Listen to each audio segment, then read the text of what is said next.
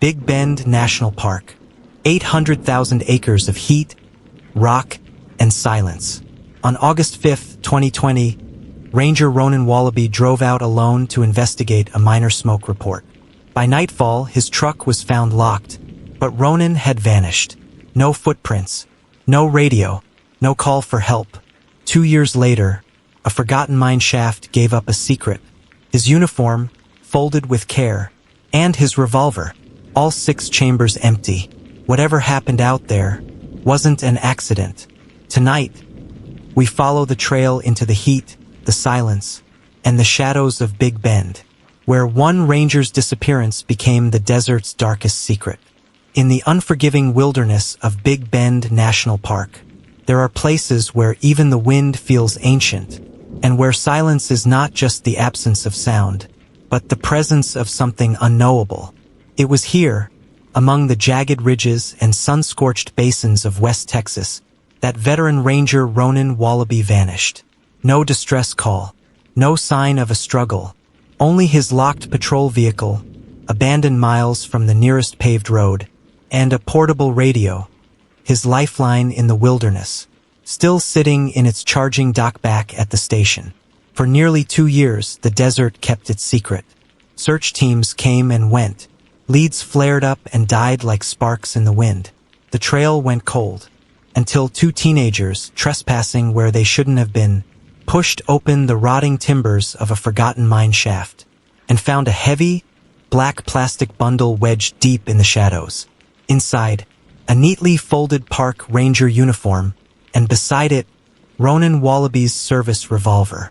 All 6 chambers empty. The discovery would ignite the case once again. But instead of bringing answers, it would reveal that the story everyone thought they knew was far more dangerous and far more deliberate. The day Ronan disappeared began the way so many did in Big Bend, with heat that seemed to rise from the ground like a living thing, and a sky so wide it could make you dizzy if you stared at it too long. At Panther Junction Ranger Station, the heartbeat of the park's operations, evening shift change was underway. The hum of radios, the shuffling of paperwork, the low banter of rangers who knew the terrain like an old friend or an old enemy. Ronan, 61 years old, had walked these trails for decades. Tall, weathered, with eyes that missed nothing. He was the kind of ranger who could glance at a stretch of sand and tell you which boot had passed over it, how long ago and in which direction. But on August 5, 2020, he made a decision that even his closest colleagues would later admit they couldn't understand. The shift at Panther Junction had been quiet.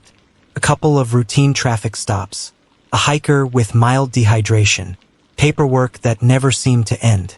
Ronan's plan was simple: wrap up the last reports, sign off, head home to a late dinner. But sometime after 5 p.m., Ranger Von Hopper walked in with a message from dispatch. A report of unauthorized campfire smoke in the Mariscal Mine area. The mine was one of the most remote sites in the park, its ruins scattered across a rocky slope near the Rio Grande. The road to get there was little more than a bone-jarring track of dirt and stone, impassable to most vehicles except high-clearance trucks. In summer, no one camped there, not legally at least. Too hot, too exposed, too far from water. Which is why the smoke report caught Ronan's attention. Hopper said he'd been winding down his shift and figured the call could wait for morning. The description from the anonymous caller was vague. Smoke, somewhere in the Mariscal area. Not exactly urgent, but Ronan had paused, looked up from his desk, and said quietly, "I'll go." There was no drama in it, just a decision made in the way Ronan often did. Swift, final, without asking for help. Hopper remembered something else, too. Ronan seemed in a hurry, as if the light was slipping away faster than usual. In his rush, Ronan left something behind, his portable radio. For any ranger, the radio was non-negotiable. In Big Bend, it wasn't just for communication, it was your safety tether. If you fell, if you broke down, if you ran into something you couldn't handle alone. It didn't matter how experienced you were. The protocol was ironclad. For Ronan to leave without it was unthinkable. But that's exactly what he did. The radio sat quietly in its charging dock, while Ronan stepped out into the descending heat of the late afternoon, climbed into his patrol truck, and drove east toward the mine. The Mariscal Mine road was a test of patience. Dust plumes billowed behind the truck. Every bump rattled through the frame. The sky had begun to shift, that deepening gold that marks the edge of desert twilight. Along the way, Ronan passed no one, no other park vehicles, no tourists, just miles of emptiness, broken only by the jagged silhouettes of the Chizos Mountains in the distance. Somewhere before 6 p.m., he stopped briefly at a trailhead turnout, possibly to scan the horizon for smoke. A backpacker on the ridge above later told investigators. He'd seen a ranger vehicle pause, then pull away again. He didn't see the driver, didn't hear the engine long. The sound disappeared into the folds of the desert. That was the last confirmed sighting of Ronan Wallaby alive. At Panther Junction, shift change was usually a quick, easy handover. Log your hours, swap radios, sign off. By 7:15 p.m., most of the day shift had gone home, the night shift sliding into their desks. As the desert outside bled from gold to deep indigo, Ronan's name was still on the duty board, but his slot hadn't been cleared. No checkout signature, no word from the field. A supervisor, Ranger Melissa Gray, checked the dispatch log, expecting to see his final patrol noted. Instead, she saw something that made her pause. His radio was still plugged into the charger. She frowned. Ronan didn't make mistakes like that. Melissa picked up the landline and dialed his cell phone. Straight to voicemail. She tried again. Same thing. Out here, that wasn't strange. Big Ben's dead zones were legendary. But something in her gut twisted. She walked to Hopper's desk. "When's the last time you saw him?" she asked. Hopper told her about the smoke report in the Mariscal Mine area. Told her Ronan had volunteered to take it, said it would be quick, and had driven off without his radio. Melissa's brow tightened. "That's not like him," she said quietly. The sun was gone now, the air outside still clinging to the heat of the day. Melissa grabbed the station's spare radio and called out to any ranger in the field near Mariscal. No response, only the faint hiss of static. She made the decision then, send a nearby patrol to drive the mine road and look for him. The vehicle that went out, a white Ford Super Duty with high clearance suspension, hit the Mariscal access road around 8:30 p.m. Headlights cut narrow tunnels through the darkness, dust hanging in the beams like pale ghosts. The road twisted between ridges, dropped into dry washes, and climbed again over sharp, loose rock. Took more than an hour to reach the mine. And when the patrol unit rolled up on the old access lot, the beams caught the familiar outline of Ronan's truck. It was parked straight, like it had been deliberately pulled in. Driver's side facing the road. Doors locked. No engine running. The patrol officer stepped out, boots crunching over gravel. He swept his flashlight over the truck. A thin coat of dust already settling over the hood and windshield. No footprints. No drag marks. No gear scattered on the ground. The cab was tidy. Nothing looked disturbed. It was as if Ronan had simply stepped out, locked the doors, and vanished. When the radio call came in confirming they had his truck but no sign of him, Melissa's voice tightened. She immediately phoned Kalen Wallaby, Ronan's son, a police officer in Odessa, Texas. "He left without his radio?" Kalen asked. "Yeah," Melissa said. "That's not my dad," he replied. Something in his tone made Melissa's skin prickle. By 11 p.m., calls were going out to rangers off duty, pulling them back in for a search. Dispatch notified the National Park Service Investigative Services Branch. Local law enforcement Interlingua was looped in. Search plans were sketched onto maps under the harsh glare of fluorescent lights. Teams were assigned quadrants. Air support was requested for first light. Melissa stood over the table, the map littered with pins, and thought, if he's not hurt, why isn't he calling? If he is hurt, How far could he get without anyone seeing him? Outside, the park was silent. No city lights, no passing traffic, only the occasional whisper of wind against the desert floor. Somewhere out there, a man who knew every inch of this wilderness was alone. Or worse, not alone. The desert had swallowed him whole. And by morning, it would begin to test the limits of everyone who went looking. At 5:15 a.m., the first helicopter would lift off from the airstrip, blades shattering the dawn stillness, and the hunt for Ronan Wallaby would begin in earnest. The sun had barely touched the horizon when the first search teams rolled out of Panther Junction. Their mission was simple in theory: find any trace of Ronan Wallaby. In practice, it meant scouring one of the most unforgiving landscapes in North America. At 5:15 a.m., a Bell 407 helicopter lifted off the airstrip, its shadow gliding over the cracked desert floor. From above, the land looked endless: folded ridges, jagged canyons, and dry riverbeds that twisted like scars. Spotters leaned out the open doors, eyes sweeping for movement, for a flash of tan uniform against the muted earth. The first light made everything sharp, but also deceptive. Shadows swallowed ravines whole. From 200 feet up, a man could vanish in the space between two rocks. The first ground teams pushed into the Mariscal Mine area at dawn. They moved in staggered lines, keeping each other in sight, calling out every 30 seconds. The terrain was a brutal mix of loose scree, thorned mesquite, and limestone that crumbled underfoot. By 8:30 a.m., the temperature had already climbed past 90 degrees Fahrenheit. Every ranger carried extra water, but they knew, in this heat, you didn't get careless. The desert could kill the searchers as easily as the searched for. Canine units were flown in from across Texas. The handlers started them early, hoping the cooler morning air would hold scent longer. Didn't. By mid-morning, the ground was radiating heat like an oven. The air currents shredded scent trails within minutes. Some of the dogs lifted their paws, unable to walk on the baking rock. Handlers tried booties, but the results were the same. The desert was erasing Ronan's trail, faster than anyone could follow it. By midday, Ronan Wallaby had arrived from Odessa. Still in his uniform shirt from the drive, he went straight to the command tent. He didn't waste time on pleasantries. "My dad wouldn't just disappear," he told the search commander. "He knows this land. If he's hurt, he'd leave signs. If he's lost, he'd find his way back." It was conviction born from years of watching his father work, and it cut through the room like a knife.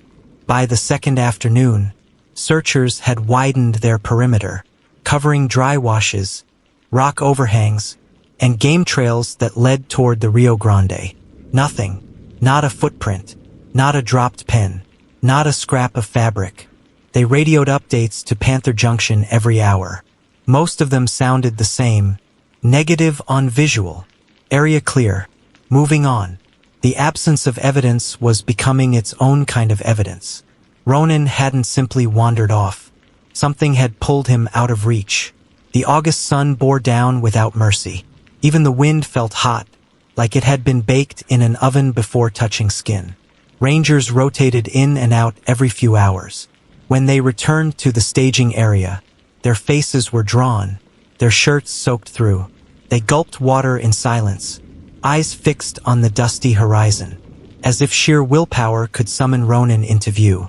By the fourth morning, the search perimeter expanded into territory used by smugglers moving between Mexico and the U.S. It marked the first time investigators began to think that Ronan Wallaby might have crossed paths with something, or someone, that wanted him gone. Just east of the Mariscal Mine, the Rio Grande loops in a long, quiet bend, its greenish ribbon carving a border between Texas and Mexico. The remoteness that made this section of the park so empty for hikers made it valuable for a different reason. It was a corridor, one used by smugglers moving people, narcotics, weapons, and sometimes things even harder to track. By day 5, the U.S. Border Patrol Tactical Unit, BORTAC, had been called in to assist. These weren't standard patrol agents. They were trained for high-risk interdictions, and they knew the smuggler routes here like lines on a map. Their first sweep targeted ravines and arroyos that could conceal movement between the mine area and the river. The team moved quickly, boots silent on the loose stone, rifles slung but ready. It was Bortak that found it, a discovery that lit up the search camp like a flare. Under a rock overhang, pushed back into the shadows, was a smuggler's cache. Cases of bottled water stacked like bricks, non-perishable food, blankets and sleeping pads, a scattering of cigarette butts. For the search commanders, this changed the risk calculus instantly. If Ronan had encountered the people who used this cache, the outcome was unlikely to have been a polite conversation. Investigators moved in methodically. Every item was photographed, bagged, and tagged for forensic analysis. Gloves on, they dusted for fingerprints. Boot prints in the sandy floor of the wash were measured and cast. They collected cigarette filters for DNA. The scene had the smell of urgency and danger, like the people who left it might not be far away. When Kalen heard about the cache, he stood in the command tent for a long moment without speaking. Finally, he said, "If my dad ran into them, he wouldn't back down." But within days, the lab results told a different story. The food was weeks old, the footprints softened by wind and time. The cache had been abandoned before Ronan ever left the station. The lead evaporated, and with it the last spark of momentum. Months passed. The helicopters stopped flying. The maps were rolled and stored. The case file moved from the front of the desk to a drawer. At Panther Junction, a new class of seasonal rangers arrived the following spring. Some had never even heard Ronan's name until a veteran told them about the one who never came back. His truck had long since been reassigned. The spot where it was found looked exactly the same. The desert doesn't keep shrines. It erases them. For Kalen, there was no moving on. He returned whenever he could, hiking his father's patrol routes alone, eyes scanning the ground for anything the others had missed. Two details stayed with him: the radio left in its charger, and the fake smoke report. Both, he believed, were deliberate, and both meant one thing: someone had lured his father out there. By July of 2022, it had been 23 months since Ronan disappeared.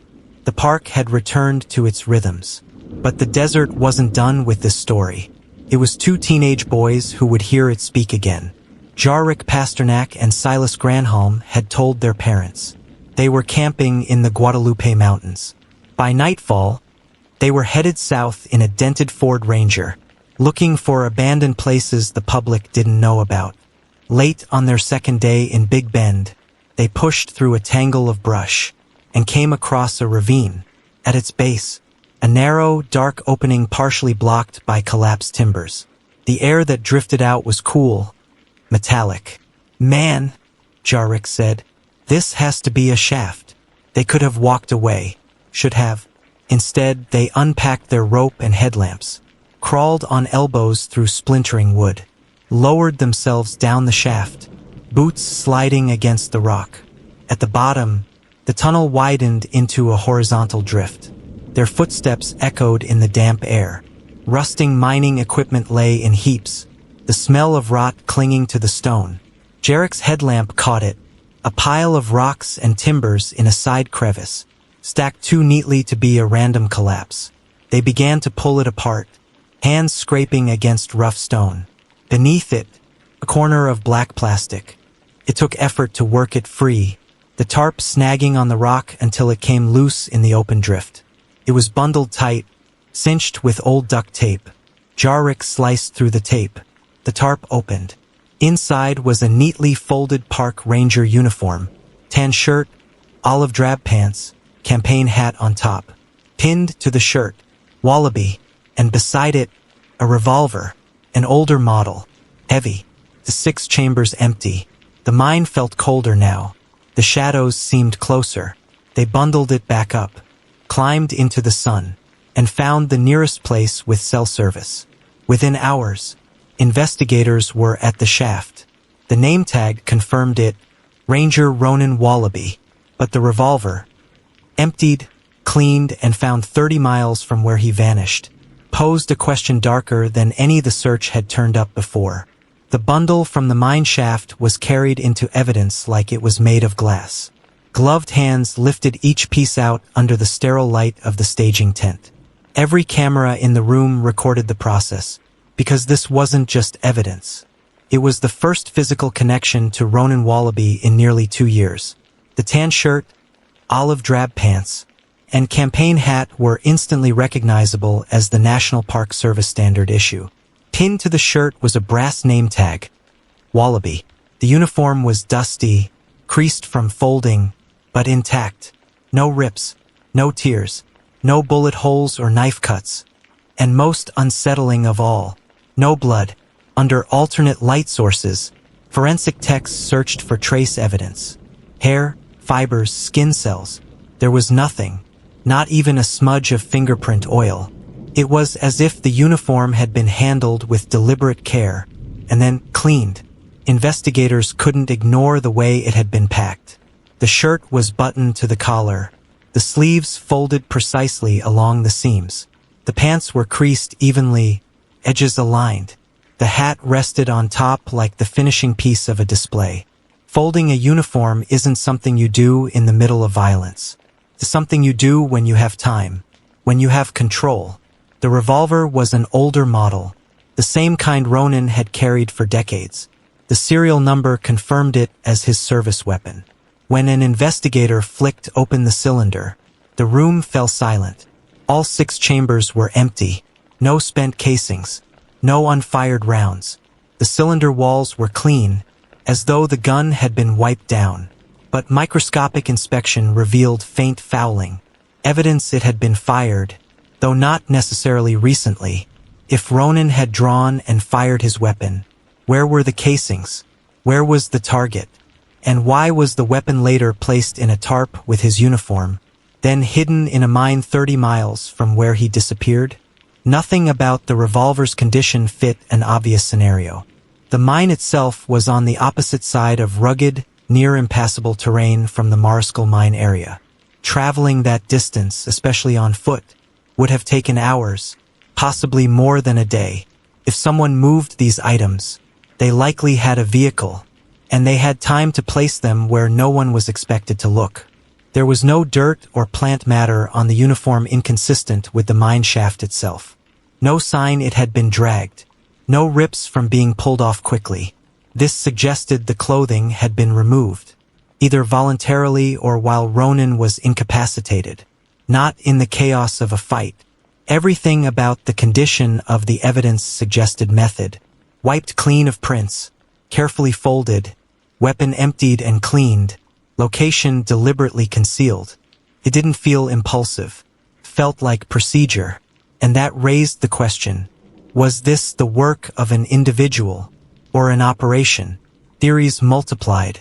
Some were rooted in the evidence, others in the vacuum left by 2 years of silence. One pointed back to smugglers. Ronan drives out, stumbles onto an operation, is subdued, and his belongings are later moved to obscure the truth. But smugglers rarely risk moving evidence so far, and the only cache they found was dated to weeks before he vanished.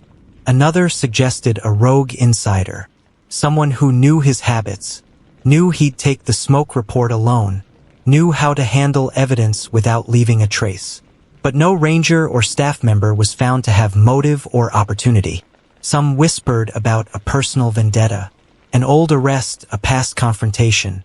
But there was no record of threats, no sign of a brewing conflict. A few even floated the staged disappearance theory, that Ronan planned his own vanishing. But his family dismissed it as unthinkable. There was no trail of preparation, no sudden withdrawals, no change in behavior. The most unsettling was the deliberate lure, the fake smoke report designed to pull Ronan into a remote location, where someone was waiting. The 30-mile relocation of his belongings, the careful handling, the complete absence of biological evidence, all spoke of intention, but without a suspect, it remained a shadow. Across all theories, One truth remained. This wasn't simple bad luck in the wilderness. Someone had taken steps to make sure Ronan Wallaby left no trail. The desert doesn't keep clocks. It doesn't mark anniversaries. It doesn't pause to acknowledge what it's taken. 2 years had passed before the mine shaft yielded its secret. And even then, it hadn't told the story in full. It had only whispered another question. At Panther Junction, there are still rangers who, without meaning to, glance toward the parking lot at shift's end, expecting to see Ronan's truck roll in. Some say they avoid the Mariscal area now, not because they're afraid of it, but because it feels wrong, like a place holding its breath. Ronan Wallaby still visits. Sometimes he talks to the people in the station. Sometimes he hikes alone, carrying a small pack and his father's old trail map, searching for a sign he knows might never come. The official case remains open. The investigative services branch still fields tips, still keeps the evidence sealed in climate-controlled lockers, still runs the occasional test when new technology becomes available. But there have been no arrests, no identified suspects, no new physical leads since the mine shaft discovery. Big Bend doesn't mourn. It doesn't tell.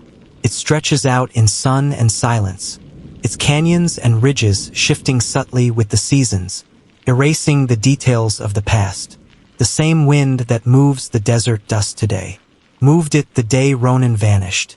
And unless the desert chooses to give something back, it will keep moving long after the last person asks what happened. Theories still live in the minds of those who knew him. Smugglers, a rogue insider, personal vendetta, a stranger who understood exactly how to make a man disappear in the largest park in Texas. But in the absence of proof, they're all just shadows, shapes that shift when you try to hold them still. The desert spoke once, 2 years after Ronan Wallaby was last seen. It said only this: here are his clothes, here is his weapon, the rest is mine. And so the shadow remains, stretching across the heat-shimmering ground, waiting for a day when the wind changes and the truth can no longer hide. The desert has a way of keeping its secrets. It held on to Ranger Ronan Wallaby for 2 long years, and when it finally spoke, it didn't give answers, only more questions. Why was his uniform folded with such care? Who emptied his revolver? And why hide it 30 miles from where he vanished? Somewhere out there, in the heat and shadows of Big Bend, the truth still waits, maybe buried, maybe watching, and until it's found, the silence will go on. If you've stayed with us this far, thank you. Your thoughts matter in keeping stories like this alive. What do you think happened to Ronan Wallaby? Let us know in the comments. And don't forget to like and subscribe, because in the world of unsolved mysteries, the next clue could be just one story away. Thank you and God bless.